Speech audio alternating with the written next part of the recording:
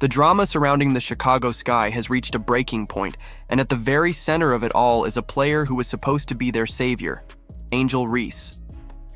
What was meant to be a new era for the franchise has quickly unraveled into chaos, leaving fans, analysts, and even the team's own head coach wondering if this story has already gone off the rails beyond repair. The Chicago Sky have become a franchise in freefall, a team stumbling through one of the worst seasons in their history, and the tension has reached such a boiling point that head coach Tyler Marsh, once a symbol of hope, now finds himself openly questioning the very heart and will of his team. To understand how we got here, you need to go back to the offseason. Chicago brought in Tyler Marsh, a young coach with championship pedigree, fresh off his role with the Las Vegas Aces dynasty. The idea was clear: bring the lessons, culture, and discipline of a championship team into a franchise desperate to doing it for those two because they've done so much for this program, and they need to be appreciated and celebrated. Rebuild. At just 36 years old, Marsh signed on believing he could mold a core of promising young players like Angel Reese and Camila Cardoso into something real, something sustainable, something that could restore the Sky's reputation. But instead of a steady foundation, he inherited a roster construction disaster, a fractured locker room poisoned by lingering issues from the previous regime, and a supposed franchise cornerstone who doesn't appear to have the stomach for adversity. The numbers tell part of the story. The Sky sit at a dreadful 8-23 record, one of the worst in franchise history. Their offense has cratered, their defense leaks points at historic levels, and with each passing loss, the mood inside the organization seems to darken. But the real headline, the one fans can't stop talking about, is Angel Reese, the player who was marketed as the face of the franchise. The player with millions of followers and massive brand all the way up at the top. I think I haven't showed enough of my shooting ability for people to be guarding me all the way up there. Appeal. The player who has now been absent from the team since July 29th, officially due to a vague back injury that seems to have no concrete diagnosis, no clear timeline, and most damningly, no visible signs. In the WNBA, injuries are part of the grind. Fans are used to seeing players like Caitlin Clark, Nafisa Collier, Brianna Stewart, or Ryan Howard take bumps, miss time, and then fight their way back into action. Updates are given, progress is reported, and the effort to be there for teammates is always visible. But with Reese, there has been silence. No public updates, no official explanations, no sideline support during games, just absence. And when questioned, Marsh has been forced to tiptoe around the subject, offering the kind of diplomatic statements coaches use when they're forbidden from publicly calling out their stars. He calls Reese a competitor, a fighter, someone who wants to be there, while his tone suggests frustration bubbling beneath the surface. Doing more and more with them, which is really cool. And like I've said, they have a ton of really cool athletes too that do a lot with them, so it's special to be part of that. Breaking point came after Chicago's humiliating 38-point blowout loss to the Seattle Storm. With reporters pressing about the lack of energy, effort, and discipline, Marsh let the mask slip.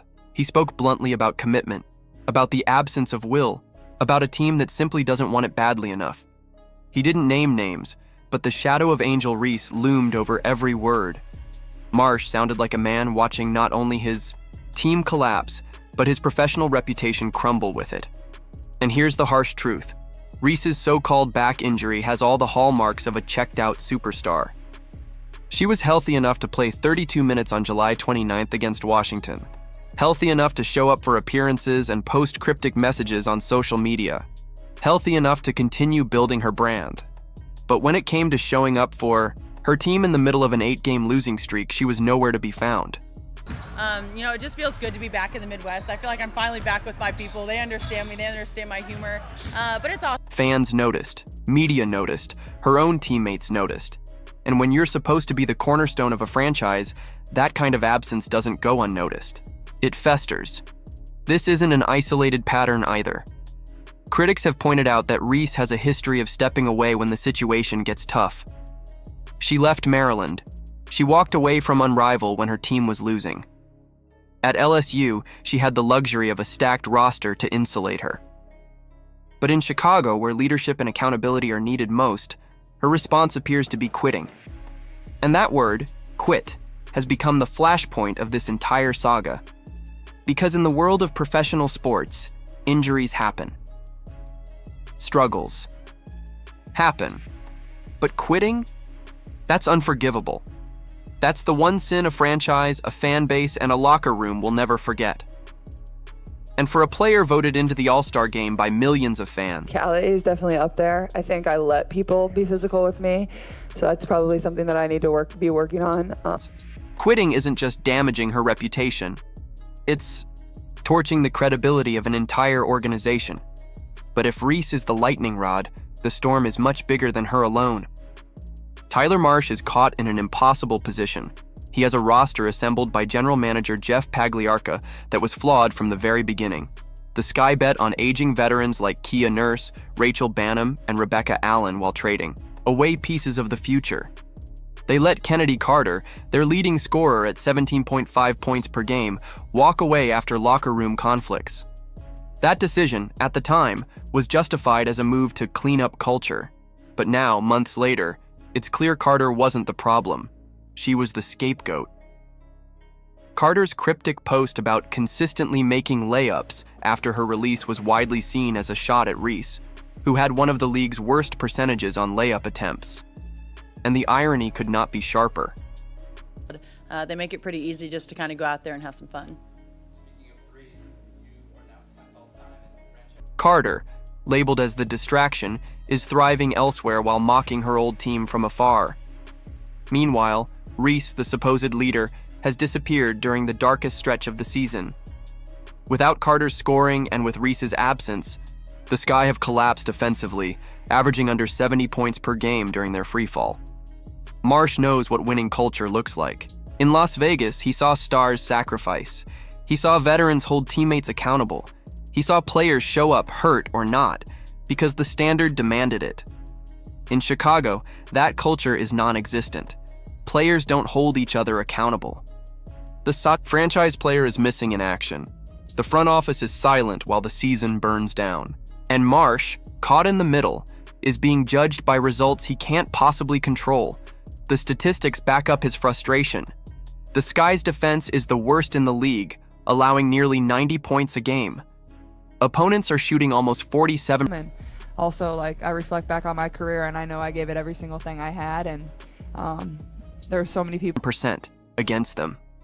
They turn the ball over 18 to 20 times a night, handing away 25 points in the process. These aren't just numbers. They're symptoms of a team without discipline, without structure, without buy-in from the very top. And when Marsh talks about the will to win, about the discipline required to execute, it's a direct shot at the fact that he doesn't have his star buying in. Without that, no coach in the world can fix this. The cultural rot in Chicago is so deep that even small incidents reveal the dysfunction. Take the infamous moment when Reese celebrated Kennedy Carter's cheap shot on Caitlin Clark. It wasn't just bad sportsmanship. It revealed a mentality that thrives on pettiness and resentment rather than team success. That same attitude now shows up in her absence, in her cryptic social posts, in her refusal to sit on the bench and support her teammates. When your best player embraces toxicity instead of leadership, the ripple effect destroys everything around them. And this is why so many believe Reese is now trying to force her way out. Her posts hint at it. Her absence suggests it. The whispers around the league point to it. But here's the problem. Other franchises are watching too. They see the way she's handled adversity. They see the drama with Carter. They see the way she vanishes when things get tough. And they're asking themselves if they want to invite that chaos into their locker room. For Jeff Pagliarca, the general manager who built this mess, there's no hiding anymore. His master plan has blown up in his face. The Sky don't even own their own 2026 first-round pick, meaning this collapse won't even lead to a valuable draft prize. He's tied his franchise's future to Angel Reese, only to watch her walk away when adversity hit. And his silence only underscores the lack of accountability at every level of the organization. So here we are. A once proud franchise that lifted a championship trophy just a few years ago has become the laughingstock of the league.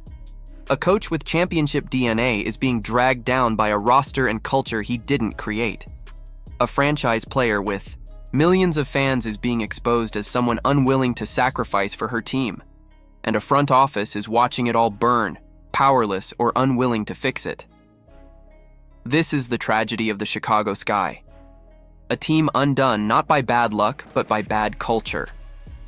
A franchise that handed the keys to the wrong driver, and a coach learning the cruelest lesson of professional sports, that talent without commitment is worthless, and that culture always beats talent when talent refuses to work. At 0.1% playoff odds and their star player seemingly checked out, the season is over.